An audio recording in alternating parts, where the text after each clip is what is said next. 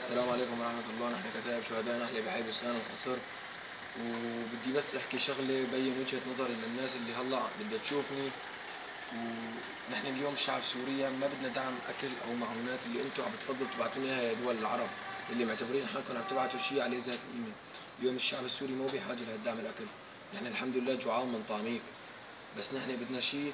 الشعب السوري بلش يتهجر من قصف، بدنا تدعمونا شيء يفيد البلد، وتدعمونا شيء. نحن المعونات اللي انتم عم تبعتوها خاصة مدتها لحتى نحن ناكلها ونموت فيها.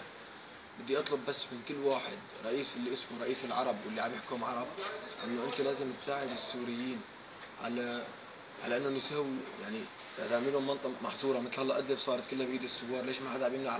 ليش ما عم تحظروا الطيران عنا؟ ليش نحن هلا شعب سوري عم يتهجر؟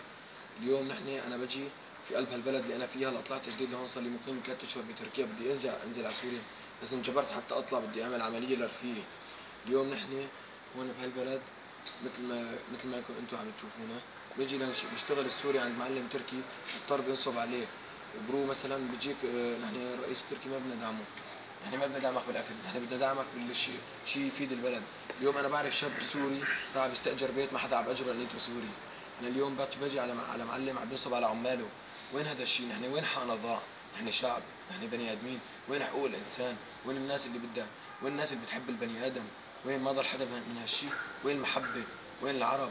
وين اليمين؟ وين الاجانب اللي عندها حقوق الانسان وعلى اساس هي دوله اوروبيه؟ وين؟